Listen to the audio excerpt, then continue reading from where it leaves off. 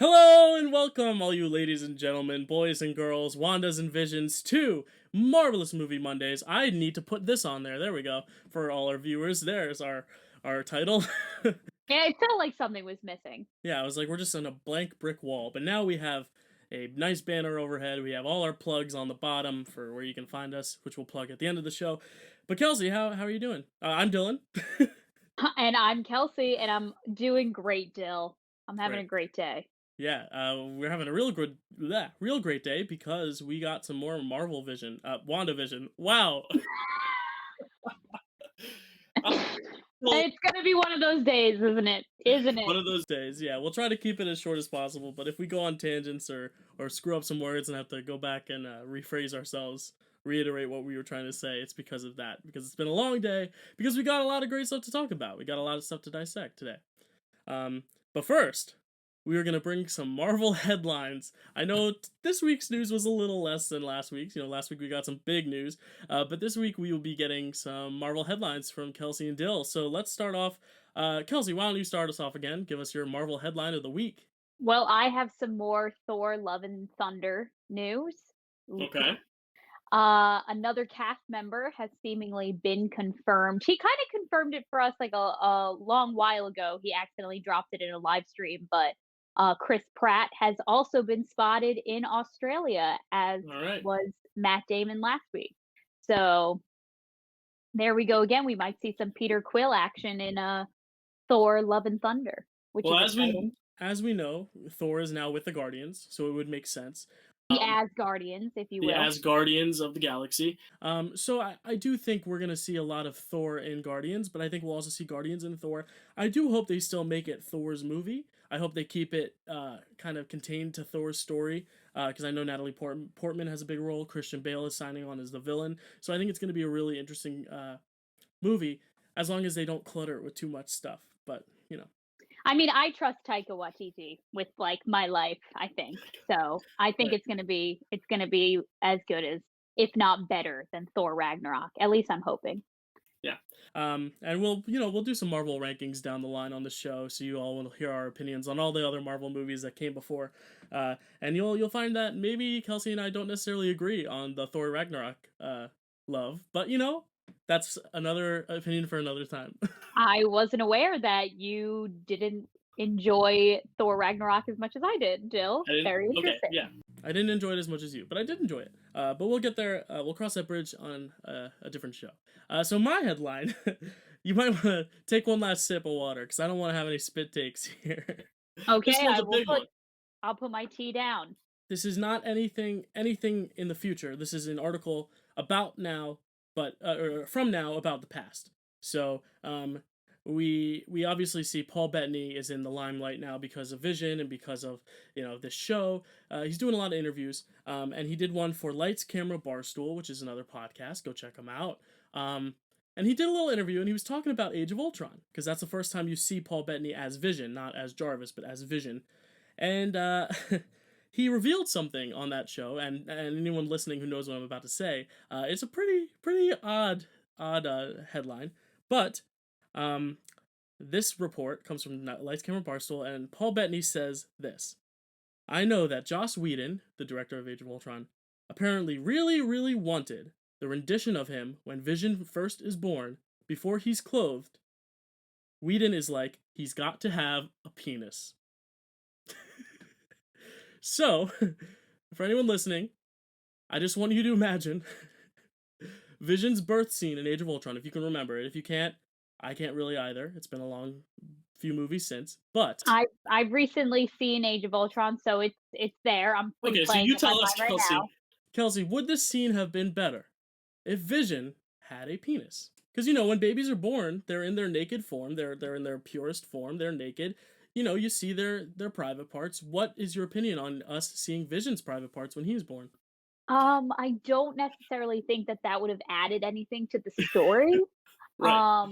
because he's a computer, he's not really. I mean, Vision doesn't really have a gender, I'd say. I mean, we refer to him as, like, he, him, I guess, but I Yeah. definitely disagree with what was said, when so his birth scene is when he just kinda, like, arises out of the pod, and he just, like, Yes. kinda lands on the edge, like, "All cool. I'll even do Hmm. it for the people who are watching on YouTube." He's like this, like, on the Yes. edge, and So his legs are strategically covering the crotch area because I think that they were, like, hinting at the fact that, hey, maybe one might be there or there's not something there at all. Maybe he's just a Ken doll from the waist down. We don't know. oh gosh. I mean, So, maybe I know they never really go into the anatomy. We see a little bit with Hulk when he like goes from Hulk back to Banner, and sometimes he's like, "Oh, I gotta cover up because now like all my clothes have been ripped off of me." But you never really think about Vision because he's like not a human, but he's also in a human form, and it was just weird. So yeah, no, Whedon was very adamant. He has to have a penis. I want to see some drawings of penises. They drew them up. They're in the storyboards. If you go to Marvel and you dig for those storyboards, you might be able to find some X-rated Marvel shit. But of course, Kevin Feige stepped in and was like, let's not. And I think that might be part of the reason why we don't see Joss Whedon direct again, and how the Russo brothers kind of took on the big Avengers Civil War projects instead. Because Joss Whedon was also the guy who they sent in to DC. I know we're crossing from Marvel to DC, but for Justice League, he took over when Zack Snyder had to leave and drop out of the production. So and they say that the weakest parts of the movie are the ones that Joss did. So Joss Whedon, that will be his legacy within the Marvel Cinematic Universe, is giving us a great Avengers film, an okay Age of Ultron film, and giving us a weird storyboard of Vision's penis. I also think just, like, logistically, like, if we saw Vision's penis, it would have made it, like, easily, like, an R or at least, like, X-rated film, I feel. Like, just, like Well, yeah, I guess you would. I mean, I guess because it would technically be a robot penis. I don't know if it counts in terms of the X or R rating. Um, but I don't know. That's another story for curious. another time. So let's dive into this show. Let's dive into Marvel Vision. WandaVision, I did it again. I keep saying Marvel Vision because I've just got Vision on the brain. Just have the news. Vision's, The member on the news, brain, not if the you news, not will. the nudes. Oh, Yeah. oh, So, okay. Thank so you for yeah. clearing that up. So WandaVision episode 4. The title, we interrupt this program, right? We interrupt this Interrupt program. this program. So talk about an interruption. We've had this very linear like blueprint of this is our sitcom, and then at the end something else slips in at the end. But now we're fully erased from the sitcom nature. I mean, I'm assuming we'll go back into it, but we can talk about that later. But we are introduced right off the bat with a pre-Marvel intro. We don't even have the intro right away. We have a cold open. Kelsey, want to talk about it? Oh, yeah, so we open with, um, Monica blipping back into a hospital room where we learn it's because she was sitting by her mother who had just gotten out of an operation, and to her, it's like, it's only been 20 minutes time if max, she says, but we find out that since she's blipping back, it is the 5 years have gone by, and Right. unfortunately, Marie Rambeau has passed away from cancer 2 years prior to where we see Monica at now. Yeah, it was a very scary. It kind of felt a little scary. It was a scary moment, just like when the snap happened. It was scary because everyone doesn't know really what's going on. They're coming back into this reality. They think it's 10 minutes later, but really it's 5 years later, and that's why she's in such disbelief. First off, I just want to say the past few weeks we've been saying we know who these characters are because of IMDb, but don't look on IMDb if you don't want to be spoiled. But Uh-huh. then Disney, the day before the episode came out, posted a little short clip of Monica and Jimmy Woo. So you know that two characters from past movies are back because Disney spoiled it themselves. So I Yeah. wish we had been able to talk about it in the past. I was keeping it ambiguous for anyone who didn't know, and I hope you got a great shock out of it if you did know. But we knew ahead of time that this was Monica Rambeau, who we last saw in Captain Marvel when she was young. Mhm. Mhm. And it's interesting that you describe the scene as scary because we think of everyone coming back, once Hulk snapped 5 years later, we think of it as such a happy event, when in reality, like, it's very chaotic, like, like, see it playing out in the moment, not just with the superheroes, like, taking on Thanos immediately after it happened, but we think of it just like people who are just going about their day-to-day lives, and then these people are emerging right in front of them, more confused than ever. It's a hospital, so now there's visitors coming back, family members coming back, maybe even patients coming back who now they have to treat all over again. Like it's Right. very it looked at an event in through a different lens, which I found interesting. Yeah, because we get a little bit of like Spider-Man in Far From Home talking about the blip, but we really don't know the details of how do you come back. Do you come back the same way you left? And it looks like you do. You Yeah. come in with dust. You build yourself from the dust rather than escaping and losing yourself to the dust. So Monica, I love Monica as a character. I think it's interesting that we see her only when she's younger and now she's older. So we haven't gotten this whole middle chunk of her life. And this is honestly where a little bit of my qualm with the episode. I like the episode, but Okay. part of the episode for me that I didn't really love is that Maria Rambeau was easily the breakout character of Captain Marvel for a lot of people, including myself. Mhm. Lashana Lynch is an amazing actress. She's going to be in the next James Bond movie. She's already making a name for herself.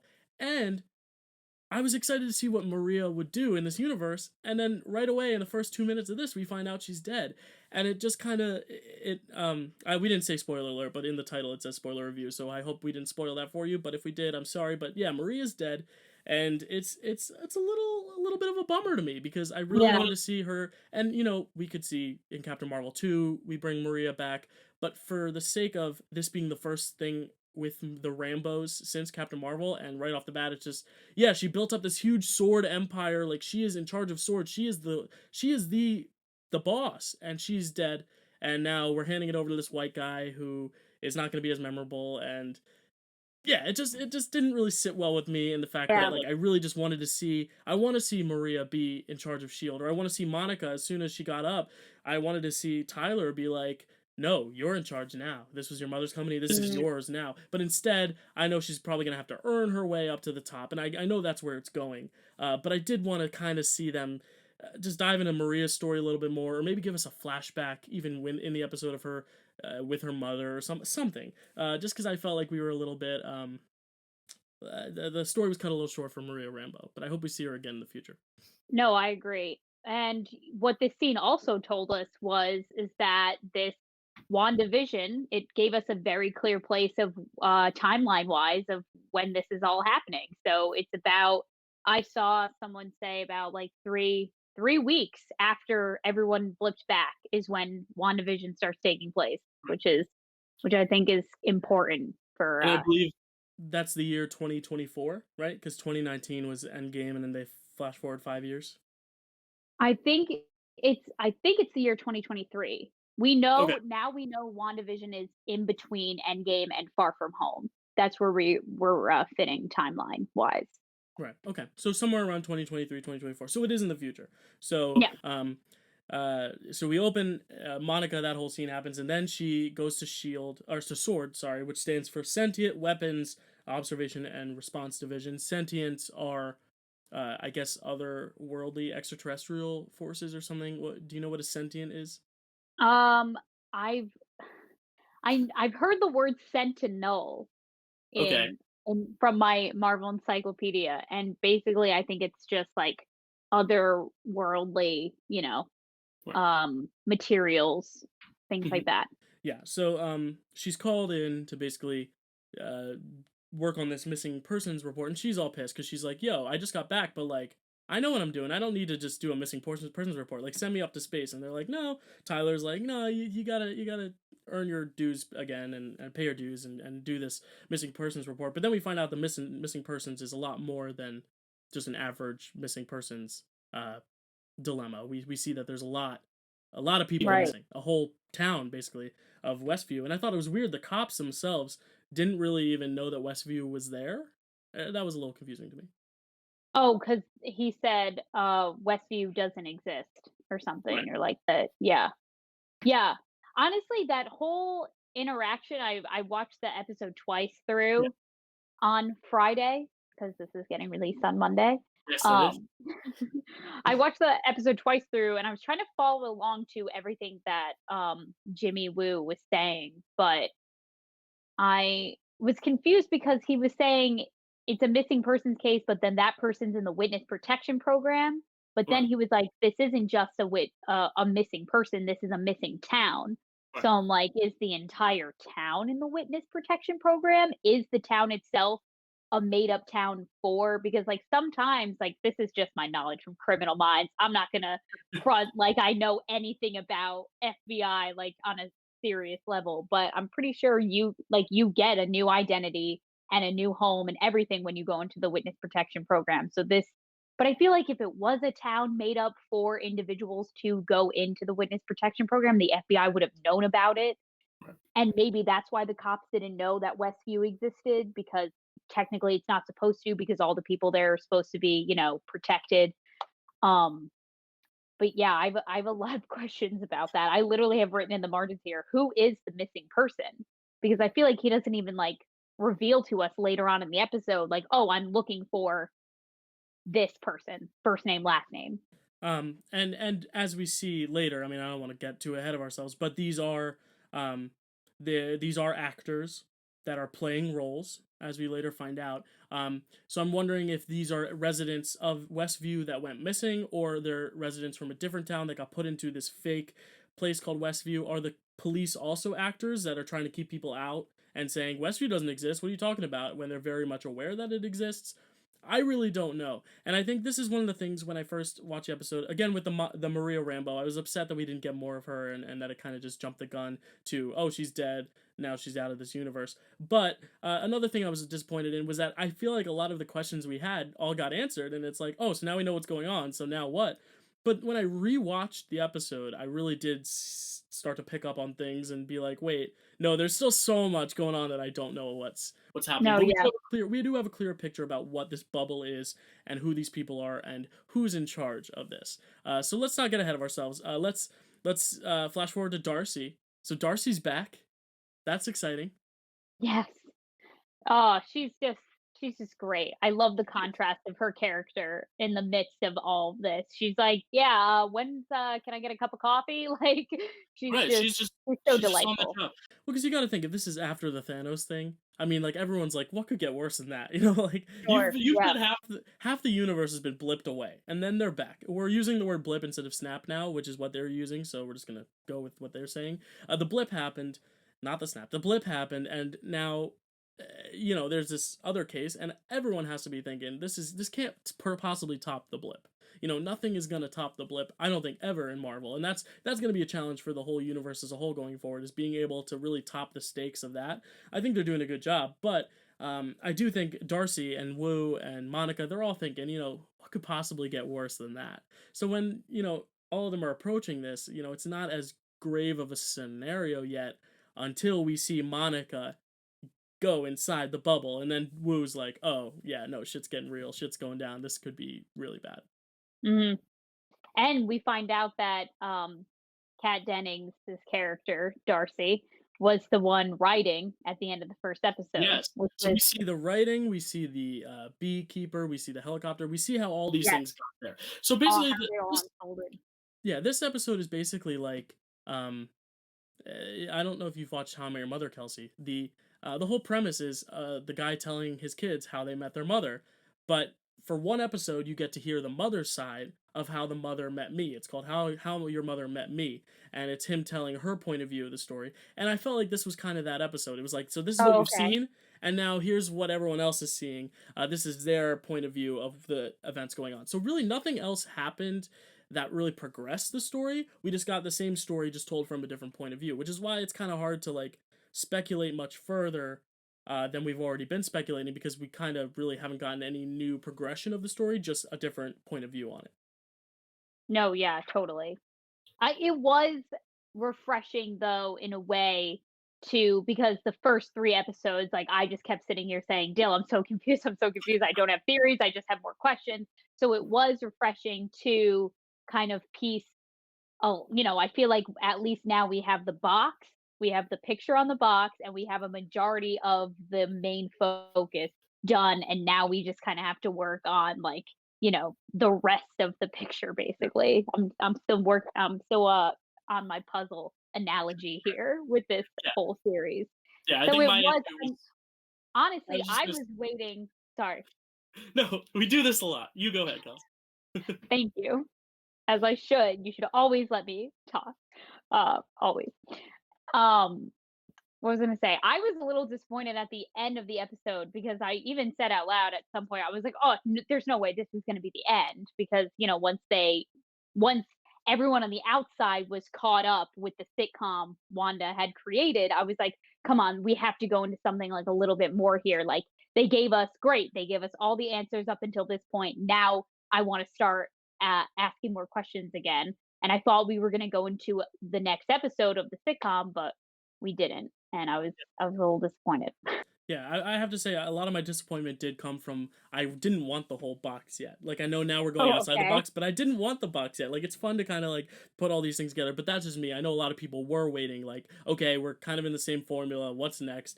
Whereas I was just kind of like enjoying it. Like I was enjoying the time and the breathing and like letting it just go. But I'm excited to see what's happening now going forward. So Yeah. back to our just recap. So Darcy, these cosmic microwave background radiations, the CMBRs, are extra strong, and she's like, "Yo, this isn't just sound. This is visual. I need a TV to plug this." I don't know how waves and radiation and stuff works, but like she plugged it into this big TV, and then she was able to see all this stuff unfolding in a sitcom, and that kind of comes to the question of why a sitcom? Because we just know that like the sitcom kind of embodies the perfect lifestyle for Wanda, but why is the sitcom progressing? Like why do we not just stay in the happy I Love Lucy times? Why are we progressing each decade? And these are all questions that the characters are asking themselves as well. And I like when we're kind of on the same wavelength as those characters. And uh the other thing I, I noticed was that Jimmy Woo is very much not a subtle guy. He very much says what everyone else is thinking, but says it very blatantly. Like when he says, the universe created a sitcom starring two Avengers. Like he's saying it as it is, and it's a little on the nose. But I feel like for his personality, it makes sense, and for his character, it makes sense that he's kind of just saying what the show is. It almost felt like for the people who aren't Marvel watchers who are watching this, he's the guy telling them, so here's what's going on, in case you Yeah. didn't pick up on it. And I kind of don't love when shows just kind of tell you the exposition, like, oh yeah, so they're trapped in a sitcom and we don't know what's up. I don't love when they just kind of Oh, speak okay. out and dialogue what's exactly going on. But I guess for people who aren't as diehard Marvel fans, it's important to kind of have that voice to tell them, hey, here's exactly what's going on, just so you're on the same page. I get what you're saying. I think I kinda like him because I feel like he's like an outlet for the audience. Like you said, he's asking the questions that we're all thinking. So it's almost like, "Oh, great, we're on the same page, me and Yeah. this character." And obviously he's gonna have more help than I will figuring out what's going on. So as long as another character in the show is as confused as I am, I feel like I'm not sitting here like an idiot and, feeling down about myself. At least I have this one character that I can absolutely really relate to, and I think Mhm. that's pretty much like his role in this.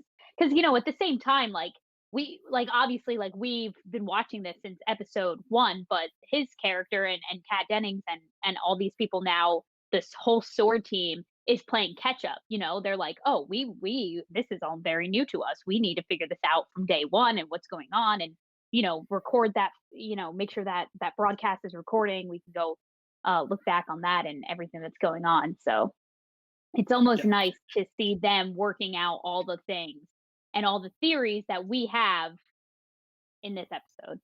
Right. So next in the episode, we see that they start putting all these names to faces. They start picking out who these residents are and the license plates, or not license plates, the driver's licenses of all these New Jersey residents, which is kind of fun because we're all like, hey, that's our license because we're from Jersey. Hey. Um, but what I thought was interesting was that there was one character that her picture was up there, but she didn't have a license. Did you see which one it was? Oh boy, did I, Dill. And I was gonna bring her up until the end, but we can jump right into her. But We don't have she's to very jump into theories, but we can talk about okay. who had a picture and who didn't. So they identified everyone, and Agnes, of course, is the one who we see her picture, but we don't have an identity yet. So maybe she isn't from this initial town where all these other people were plucked. We're not sure. I didn't think I heard Dottie's name either, but it doesn't seem like Dottie's No, real. I Um, wrote down the characters if you want me to. please. Okay. So the first people they identify is Mr. and Mrs. Hart from episode one, the boss and the wife, as Todd and Sharon Davis. And I have a fun fact that if if I may, Mhm. I looked into all these names to see if these were real people in the Marvel comics in my handy dandy encyclopedia here. None of them really had any real connections. I think they're just people. But Todd Davis is actually an actor who was a townsperson in Iron Man 3. So it's just like funny that they Nice. went with the name Todd Davis because he existed. Um, then we have Norm as Abolish Tandon. I believe that's how you pronounce that. I really hope I'm not butchering it. Abalash, and maybe it's Abalash. Abalash Tandon.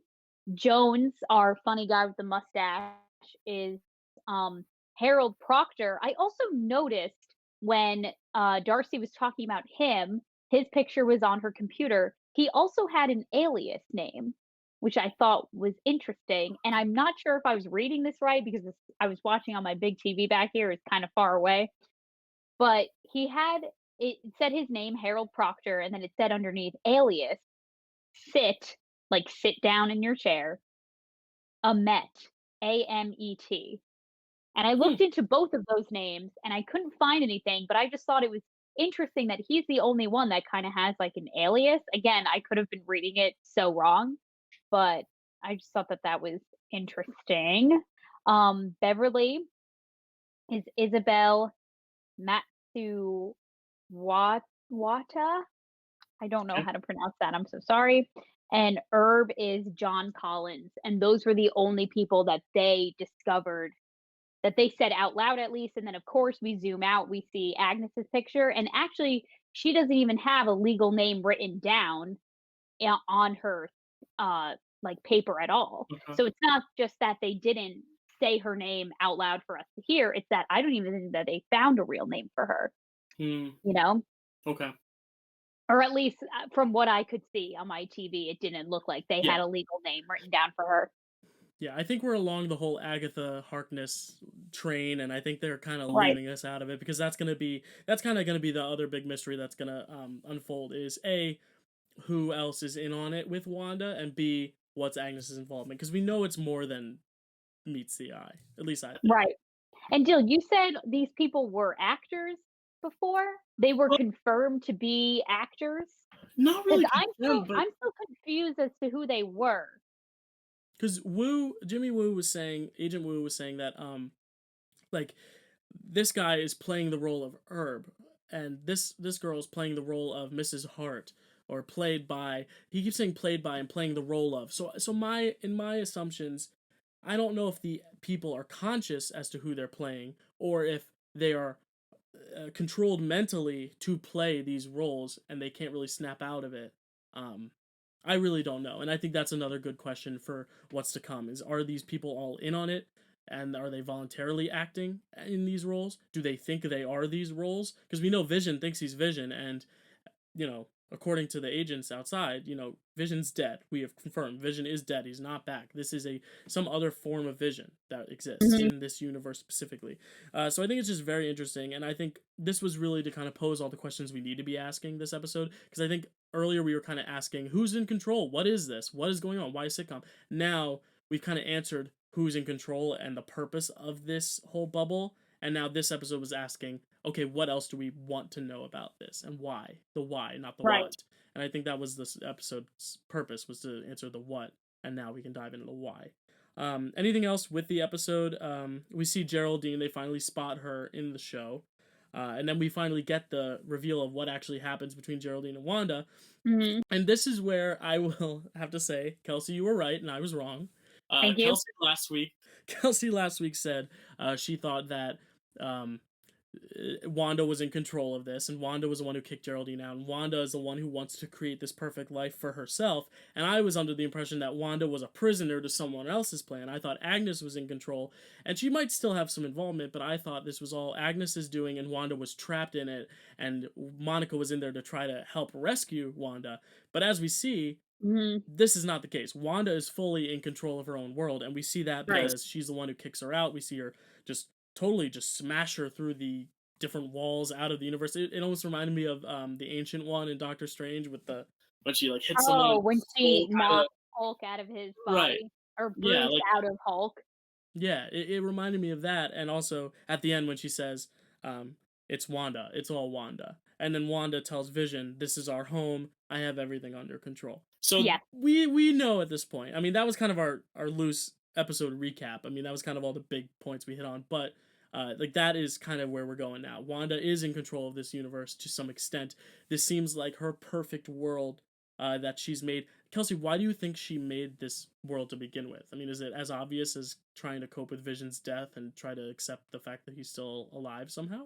I mean, we see in the episode that for a split second, Wanda does see Vision as his, Mm, died self with the Mind Stone ripped out of him, and he's, his eyes are rolled back in his head, like we see that yeah. in through Wanda's perspective in the episode. So I think that it's just really totally to be um happy for once because if it is, after the blip and everyone comes back, she looks around and she sees everyone getting their person back. She sees Tony and Peter's reunion, you know, all these people getting their families and friends and loved ones back, and she looks around and she doesn't have her brother back and she doesn't get Vision back. Mm, So that would absolutely this episode really made me realize because at first you want to look at it and be like, oh my God, like Wanda, like you almost like look at her like how you were looking at her last week, deal with kind of like she might be the next villain, like you kind of look at her like a villainess, like, there's some malice behind of all of what she's doing. But then you look back at the entire 23 movies and the couple that she was featured in and realize how much she's gone through, mm, like she had to kill Vision, watch him come back to life, watch him to then just then be taken away from her a second time, to then when they all come back, she finally gets her one-on-one battle with the man who ruined her life, nearly kills him until he, fires the ships mhm. or the spaceships down on the battle scene. You start to think back about everything that she's gone through, that it totally makes sense why she would build up this false reality that Right. takes place in like the 1950s. I can't blame her. If I had magical powers to build up my utopia, if you will, I would totally take advantage. Yeah. Yeah, I agree with you. I think this in Wanda's mind, she's doing the right thing. She is making this universe for herself to live happily, finally, because she hasn't been able to do that even from when she was young. We know her parents died, and she was born this mutant who didn't really know how to control her powers. She's always, even before the movies, she's lived this life of Mhm. struggle, and we really see her now finally happy for the first time since I guess Civil War when we saw her and Vision very happy, or Infinity War when we saw her and Vision very happy together, and she had Mhm. that happiness, and then it got stripped away from her again. Wanda has been through the most of almost any character in this whole Marvel Cinematic Universe. I think next to no one. I really think she's been through the most, and I do think uh, that this is a really tricky tightrope to walk because you know that what she's doing is not right. There are people that are literally playing other people and are not Right. able to live their own lives.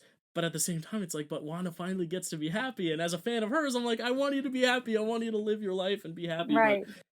it's But definitely, then at the same definitely time, tricky. it's sad to because my big question is after this episode was, I mean, you're pretty convinced about the fact that Vision is gone. Like the Yeah, Vision that we knew and loved is absolutely gone. But what I thought was interesting was I along with the scene where we were getting like all the real names of all the characters in the sitcom was I wrote down what Wu was writing down under a category on the whiteboard called "What We Don't Know." Why the hexagonal shape, which I thought was interesting that you pointed hold on, out the Kels. hexagonal. Before you do that, let me just bring this up for our video listeners or watchers. I brought up the Oh my whiteboard. I god, you actually have took the a picture up now. picture. Yeah, so you can read off of it now, Cal. So we can, this is what we will be referencing. I didn't put a lot of pictures in this. This is the only one I have for this episode, but I want to start incorporating some pictures into the video. So Wait, Kelsey, that's go so ahead. funny, right. So Yeah, he wrote down why the hexagonal shape, which I thought it was interesting that that was something that caught your eye in the 70s episode with the intro. They had the hexagonal shape. If you right. notice throughout the entirety of being in the sword lab, the hexagons were everywhere. You know, they were looking down at maps that were complete hexagons. So, you know, maybe this there is something behind Right. um the hexagon stuff. He also has why sitcoms, same space and time.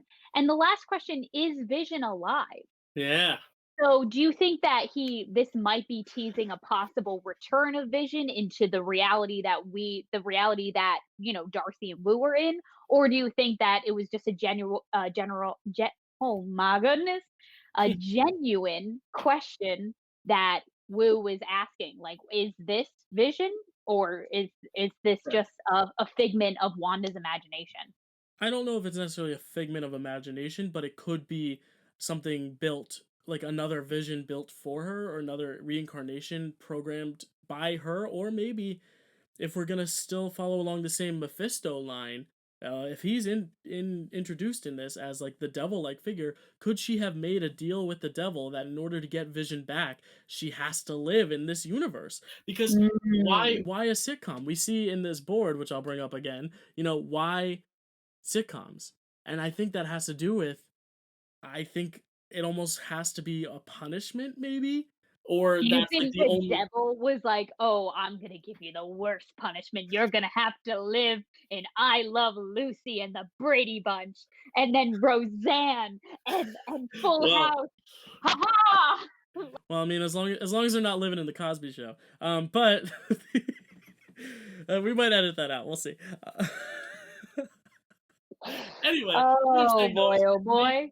maybe part of it was that you can't live your life as it was with Vision. You have to live a fake life. If you want Vision back, if we are gonna bring you this fake Vision, if you need Vision, then you need to live in an artificial life because this is not real life. Vision's dead, and it's almost kind of guilting her into, hey, the only way you can have him is if you're living this fictional life. And I think eventually we're gonna have to see Wanda deal with that and realize that the real world now, with Monica able to come in and Monica bringing up Ultron, she's starting to let those real world memories come back to her. And we see Vision, and this is the scariest image of the show so far, is Vision just comes in and he's this the white eyes and the stone out of the head. He's got this Right. crazy corpse zombie like figure.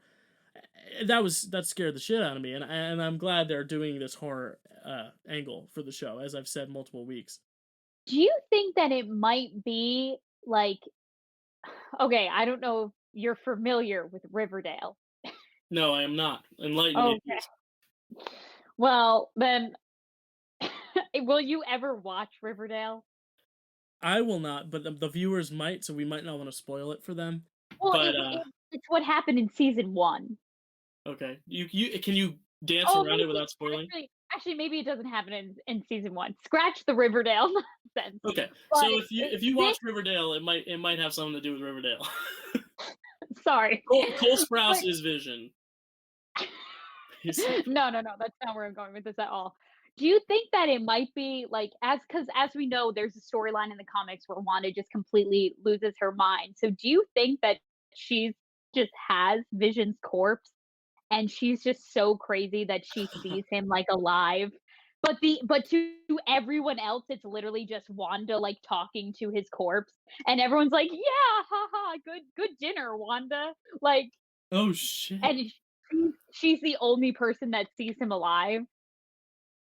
I just thought of Oh, that right now, oh, that's and weird. That's maybe like that's some. why for a split second. Actually, this is a bigger spoiler for another movie.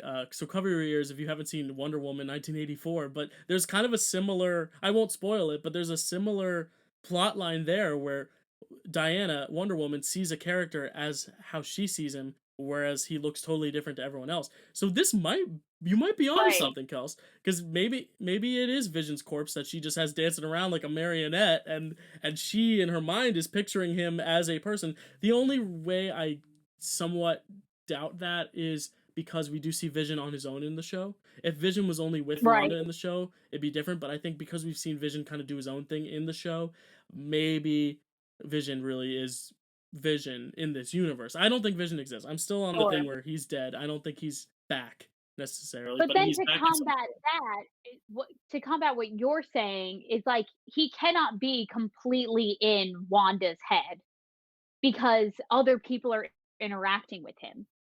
Right. you know? Yeah, so which makes me think So maybe it is some artificially made person. It's a good question. I have no idea. I that is my biggest question is what is this vision? Is this a vision that is Vision alive? Like, Live. but and it made me think back to Endgame, like when the Hulk snapped everyone back, why can't there be some vision out there from the snap? Because he died before Thanos snapped. Yeah, I think Hulk was just bringing back the people that Thanos snapped away. I don't necessarily know how you tell the Gauntlet this is what I want, because how did Hulk like say I want to bring back everyone who was snapped away? Snap. Like he could have snapped and then just snapped away the other half of the universe. You know, like how does the Infinity Gauntlet know what the possessor wants? Like how did Yeah. the Gauntlet know that Iron Man was snapping away Thanos? You know, like it's one of those things where I think the Infinity Gauntlet just sense it. Like it's almost like a sorting hat thing where like your mind and Oh, the glove, you're in on the same page and like okay. yeah. But I think Hulk just wanted to bring people back who were snapped away. Because if he brought back everyone that Thanos ever killed, I mean, you bring Vision back, you get Loki back, and then you have two Lokis in there. You have Gamora back for real. You have Black Widow comes back. You know, like if you just Yeah. well, I guess Black Widow wasn't killed by Thanos, but yeah, I think it'd be interesting if Hulk was like, bring back everyone Thanos ever killed, and then you have so many people coming back. So I really think I think it's more he brought back who was snapped away, and that's it, Okay. I which is see what you're saying. unfortunate. But So um, do you think that, like, there's a 2012 Loki now floating around the universe that we may, see come back in the MCU, not just within his show, but in the actual, later movies, Thor movies maybe. Do you think that there's, like a 2013 Vision, somewhere that we might get back? Or do you think that after WandaVision's done, we're never seeing Vision again?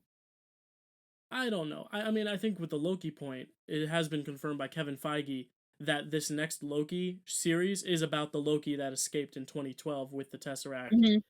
in the time travel. That is the Loki. The Loki that we knew from the major storyline is dead.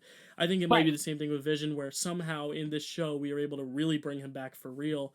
I don't know. I guess that's just gonna have to wait and see. I don't think right now that this is the real Vision, but it might be. You never know. What I wanted to point out on this whiteboard, look on the left, Kels. Do you see that little scrolls? Oh, So that scrolls? You think yeah. scrolls are involved? Well, here's the thing. We saw at the end of Far From Home in the post-credit scene that the scrolls were taking the shapes of Nick Fury and oh man, I'm blanking on her name. Maria Agent Hill. Hill. Yeah, I got Yes. it. Okay, cool. Um, yeah, we see scrolls can take shape of other people's bodies, and this leads us to another series that's coming up in a few years, Secret Invasion. And Secret Invasion is all about how the scrolls are taking on other people's personas and bodies, and I think it's really busting the doors wide open on the Marvel Cinematic Universe, saying this is literally like anyone can be anyone, and Yeah. that's a little scary. You know, So do you think Vision's a scroll? he could be. You never know. I mean, I think the most the most reasonable answer I would have is either Wanda is imagining him and like conjured him up somehow, maybe from his dead body, and like put a spell on him to make him alive, but only in the restraints of this world. Or it might Mhm. be a scroll that Agnes was like, yo, hey, you're playing the role of Vision, and if you break the rules, I'm gonna unleash my husband Mephisto on you. Or she's not related to Mephisto, and Agnes is literally just a neighbor. But Yeah. it's there's so many things you can speculate. And I went into this episode, like this Marvel-ous Movie Mondays episode, being like, all our questions were answered. Like it's Wanda's world and she controls it, and everyone else sees it as a sitcom. But now I'm Yeah. like, whoa, there's a lot more. No, I still have a lot of questions. I wanna know how these people got involved. Were they all brainwashed by Wanda? Because they're not entirely brainwashed because we see in the Herb Agnes interaction with Vision from episode 3 is that they are able to, break free from their characters per se. Because he was about to tell Vision, "We're all here because," Right. and we never got the answer. So it's like they couldn't have been they're not completely brainwashed by Wanda because, we got a taste from that from Herb. So how did they get involved? Who are they really? Like who is John Collins? What's his role in the MCU if at all? How did they get to Westview? Yeah. I still have questions. Yeah, it's a good question because I think you're right. I think we we think that they might some of them might be actors playing roles, but then again they acknowledge the fact that they are in some sort of simulation. I don't know. Maybe everyone's on the same page and everyone is on the bad side or on the good side, or Wanda made up all these people and told them, "Hey, this is what I want to happen, and you're gonna follow my rules, or I'm gonna literally kill you because she can." You know?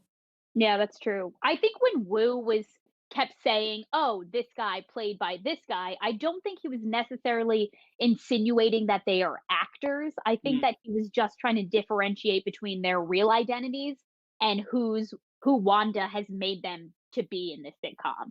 So right. I'm not necessarily sold that like I don't think Wanda put out a casting call on Breakdown. It was like looking for 1960 types like need a annoying neighbor who will help me in shenanigans. Need Right. blonde woman, will be antagonist. Like, I don't think Mhm. that's what's happening here. Yeah, but But I do think they are all conscious though of who each other are yeah, because we do have Wanda when she sees Geraldine, the first time she like introduces herself, and Geraldine takes a minute to say, "I'm Geraldine," because she has to yes, think of a name because she yes, realizes if I say I'm Maria Rambo or sorry Monica Rambo, mhm, then she might know who I am and she might kick me out. But then when she hears the thing about Pietro, she really is like. She and now it makes sense because she lost someone. We know she lost someone. She lost her mom, so we know that she feels something along that path of, oh, I lost a family member too. He was killed by Ultron. And that's when she's just trying to like sympathize with her, but then I think she realizes, oh shit, Wanda's gonna find out that I'm not really supposed to be here and she's gonna kick me out, and that's exactly what she did. So I think Monica very well knew that she shouldn't say anything in front of Wanda. And then when she did, she realized it was a mistake. I don't think she was trying to save her like I thought last week. I thought she was attempting to try to get through to Wanda, but I think she realized, oh shoot, no, I can't bring that up or I'm gonna get thrown out of here, which she did. right. And it also brings into question now and like you look at what Agnes was saying about Geraldine in a whole new way. Mhm. Because it's not just, "Oh, she doesn't have a home, she's not from here." It's like, "Well, we all know why we're here. Who's this new character who we didn't Right. know was getting introduced to the, Mhm. the plot line or whatever." So it's Mhm. like, it like I said, I Yeah. no more answers, just more Yeah. questions. Well, that'll leave our recap and speculation where it is. I mean, we end with the '80s. Now we're in the '80s, so the aspect ratio changed again. I love that. I love when the dimensions change. I love playing with aspect ratio, and they did it again. And now we're going into what looks like another sitcom. But I hope now that we've gotten some of the otherworldly stuff, they can kind of transition between it and not Mm. keep it the same formula of 20 minutes sitcom, 5 minutes other stuff. Like I hope now we're able to kind of go back and forth more easily. I just wanna talk about our before we go into, like, if you have any Easter eggs, I don't have a ton, but yeah. okay, just like the last scene was just filled with so much, I had to write down the dialogue because I was like, "Wow, there's a lot to unpack here." Because Wanda says to Geraldine, "You are not my neighbor, you are not my friend, and now you are trespassing and I want you gone," and then just yeets her out of the simulation. Yep. So then she turns to see a dead Vision, and he says, "We don't have to stay here. We can go wherever we'd like." And Wanda just says, "No, we can't. This is our home. I have everything under control." And it Mm, just, I was like, "Oh my god, I have full body chills right now."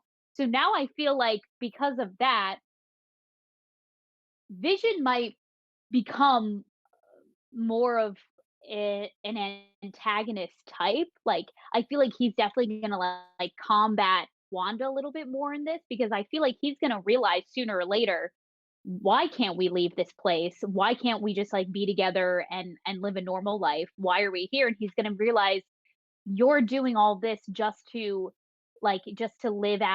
live through like your memory of me and to just you're doing all this for me, you're wasting your life for me, and he's probably not going to want her to do that. So I feel like we're going to get to a point where Vision is entirely trying to break Wanda out of the simulation, and she's going to be like, no, that I'm here for a reason, this is not what I wanted, I want to be with you in whatever form that takes, and I don't care how it happens. yeah. And then I, of course, had to write down the song that played us out at on our end credits, which was "Voodoo Child" Okay. by Jimi Hendrix, which is You like, know who he is, right? yes, I know who Jimi Hendrix is.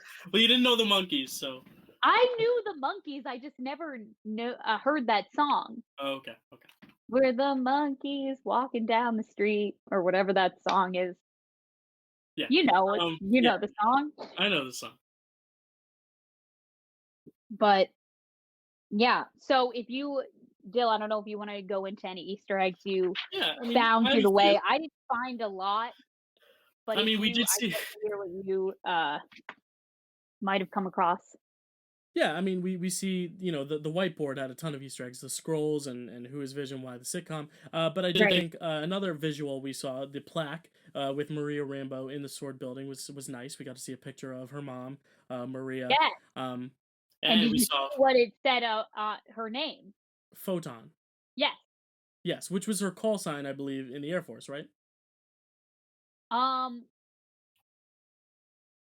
Possibly. That sounds maybe right. I looked into Photon to see if, Okay. like, it was, um, a person or maybe her superhero alias or something in the comics, and it led me to a guy named Genus Vell, who Okay. became Photon following the death of the Kree warrior Captain Marvel. So, the woman, oh, what's her real name?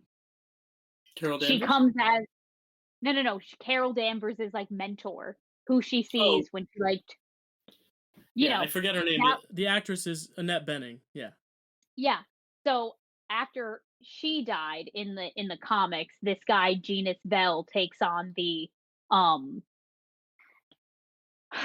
uh, role of Photon, but it was very confusing because I couldn't find Rambo in my encyclopedia at all. The only Rambo that's in here is Monica, Oh, and actually, Monica started as Photon first, and then this guy Genus came to her, and he was like, "Oh, well, um, I'm Photon." Wait, okay. sorry, I'm screwing all The the comic first book lore is the very first expansive. Photon was Monica Rambeau, and then he wanted to be Captain Marvel because, like, it was, like, his dead father or something. I Whatever, never mind. I Mhm. thought Okay. It's anyway, okay. I looked into Photon. Photon turned out to be a person that was connected to Monica. Thought that was interesting. That's the Very gist. yeah. Um, so we also see right when we see Jimmy Woo, he finally masters the card trick that he has been working on since Yes, Ant-Man and the Wasp. That yes, was another fun thing. I I did mean, notice that. yeah, the Easter eggs are very much more callbacks to different things, even within this series. So like the hexagons, which is also the beehive shape, which is also the sitcom bubble for the Brady Bunch thing. We see a lot of product placement in this episode. We see baked lays. When they're talking about children, she says, "Hey, do you want one?" And he goes, "Oh yeah, I've always wanted a baby someday." And she's like, "No." Yeah, yeah, yeah. Chip, and he's like, "Oh yeah," and they eat the baked lays. Lay's probably got a lot of great money from this episode. Um, we see Sword again. We know what Sword is. That was an Easter egg a few episodes ago, but now it's like an actual legit thing. Um, Otherwise, I really don't have many Easter eggs. I think this was very much you like very clear cut. Like this is just exposition. And here's what's happening on the other side, and this is a callback to earlier in the series, but not necessarily a callback to anything else in the MCU as far as right now. Um, yeah. There were a few times I caught numbers on the screen, so obviously I looked into them. There were a few license plates. There were a few numbers on the different cars. Do they mean But anything? it didn't mean anything. Okay. I One of these couldn't days, find anything about the numbers, which I'm getting a little sad because I feel like now my role in this is useless, and now I have no role in this because the well, numbers haven't meant anything for a while now. Well, you found all the names of the actors or New Jersey residents. So you're the numbers girl and Jersey girl. How about that? Oh, I will gladly take on that title of Jersey Girl. Wow, that is a badge that I will certainly wear with honor. So whenever we have a New Jersey resident that needs identifying within a Marvel Cinematic Universe, you are the girl to go to for that. All right. Of I I'm going to make a list of all the people in here that are from New Jersey and get back to you, Dill. All right, that's your project for next week.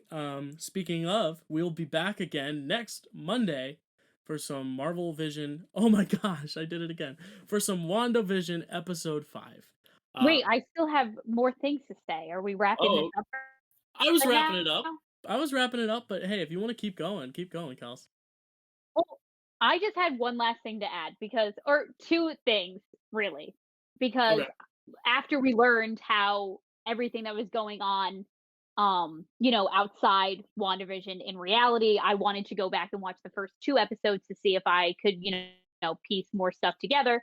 So the only thing that I, noticed was that in the opening credits of episode 1, um, Wanda and Vision are driving down a car into Westview, and they're actually driving down the street that Wu and Monica are Mm, on when cool. when she's trying to fly the drone, oh, fly the Drone. drone into Westview, which I thought was Okay. interesting.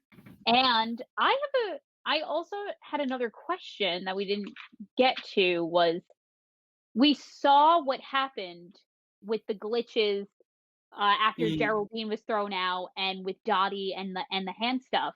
When Wanda goes back to rewind the tape with the beekeeper, who we now know is a sword agent who's not a beekeeper at all, what happened to him?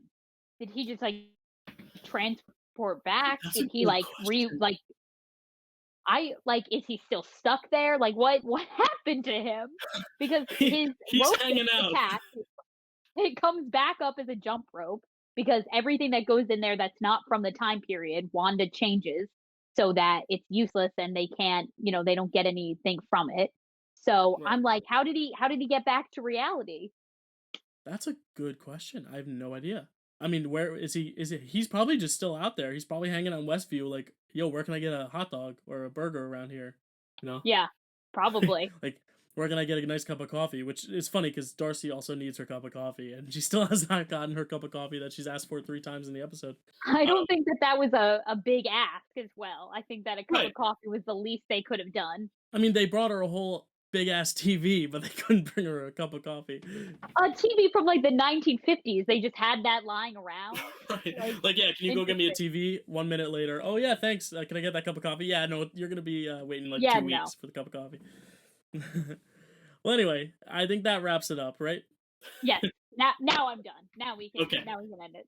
Yeah, so you can find us again next Monday for episode 5, which we'll bring more Marvel title headlines. We'll bring more speculation, more Easter eggs if we have them. Um, and hopefully we'll have some good 80s stuff to talk about, some nice 80s throwbacks. Take a guess. What show do you think they're going to parody? Um, from the 80s? Yeah. Oh god, I don't know many 80s Yeah. sitcoms. I'm thinking maybe like Family Ties is like where I think they're going to go maybe. I don't know. Maybe. Maybe. We'll see. We'll be able to talk all about all that next week. So Kelsey, where can they find you on the internet? You can find me on the internet on Instagram at Kelsey A. Kilpatrick, and you can find me on YouTube at Cause Productions. Like and subscribe. That's right, and you can find me at Dylan_Randazzo at Twitter and at YouTube. Here at the Dill Pickle Movie Network. If you're watching on YouTube, thank you so much. Make sure to like, make sure to share, make sure to subscribe if you like this content. Even if you don't like this content, but you like us and you want us to keep talking about other things, Marvel, even if you're not watching WandaVision, still like it, still subscribe it, still tell people about it. And if you are listening to us on audio, thank you for downloading. Thank you. Give us your star reviews if you're on Apple Podcasts. We are now officially on Apple Podcasts. We officially got it figured out. We're officially there. And guess what? We do not any longer have an 100% male audience. We now have some females listening to our show. So if you're Yeah. listening to our show, let us know. Put it in the comments. Say I like the show or I didn't like the show. Tell us your theories and so forth. Just let us know what you thought and what you're thinking for the show. And let us know once we're done with the show. We're gonna have to start come up with other topics if there aren't actual episodes or movies coming out that weekend. So tell us what you want to see us rank. Do you want to see us rank villains, or do you want to see us do Marvel rankings of movies? Do you want us to dive into some comics talk? Like, let us know what you want us to do. We will do it. As always, you know, we'll be here every Monday, and it's been a real fun time. So that's it from me. That's good too. All right. We'll see you next week, everyone. Thanks for watching. Bye.